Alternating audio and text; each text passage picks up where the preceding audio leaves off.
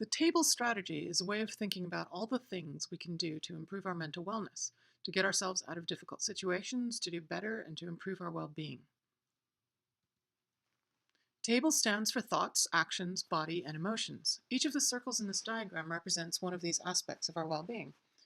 These aspects interact with each other, which is why you can see arrows between them all. They're connected. Each one affects the others. Take, for example, a situation where I don't like to speak in public.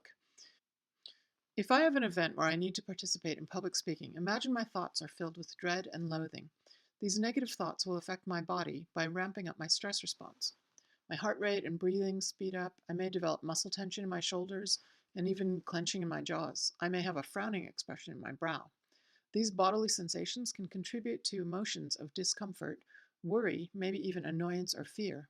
And these emotions can show up in actions, including nervous behaviors like fidgeting or hand wringing and other demonstrations of discomfort. The reverse is true as well. I can change my thoughts by changing my actions with biofeedback, like stretching to release muscle tension, or even adopting a posture of openness and willingness, such as the Wonder Woman posture, with shoulders back and hands on hips to increase confidence and assertiveness. Now imagine this diagram is a bird's eye view of a table. Each of the circles represents one of the table's legs looking down from the top.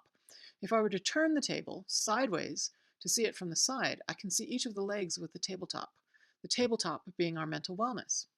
So here we see the four legs of thoughts, actions, body, and emotions, with the top representing the L for level. The question is our mental wellness actually level, or is it out of balance in some way? If it's out of balance, what aspect or what leg needs support? Where do I need to focus my attention?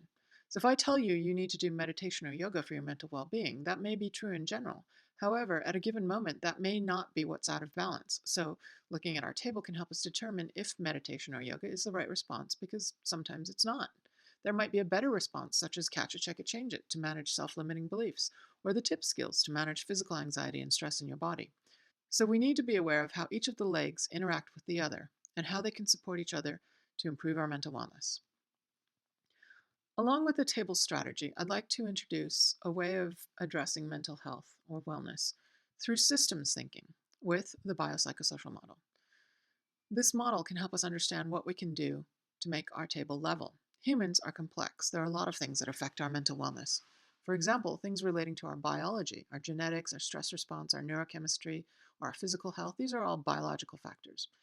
And then there are psychological factors. Our attitudes and beliefs, our perspective on life, our coping skills, our temperament, our self-esteem. These are all examples of factors related to our psychology that affect our mental wellness. And finally, there are social and environmental factors, such as our relationships and interpersonal skills, our trauma, our religion or spirituality, our peer group, our support networks, our socioeconomic status, or our culture. Very often, we might look at all these factors and think that we do not have control over very many of them. However, that is not actually true. By developing skills, we can make a bigger impact on every one of these factors. So I bring this slide up not to overwhelm you, but to demonstrate how much we actually do have control over once we learn how. We may think that we cannot manage our stress response, but we can actually learn skills so that it doesn't feel overwhelming. And we can even choose what stress response we might engage in.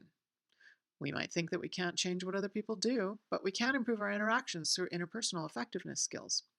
So when you combine all these factors that we can have small effects on in the biopsychosocial model with the table strategy, the table gives us a direction on what to focus on, for example, our thoughts or our emotions. And then we can pull from any of the three areas, biological, psychological, socio-environmental factors, to support each of the legs. The benefit of the table strategy is that it allows us to self-diagnose, to become more aware of what we need, and to self-manage, which is basically like treating ourselves, self-treatment. So that's the table strategy. You'll be revisiting this strategy throughout the HEART program, and every time you go through a module, you should be thinking about what are the skills in the module and how do they affect the different aspects of our table. Thanks for engaging, and see you next time.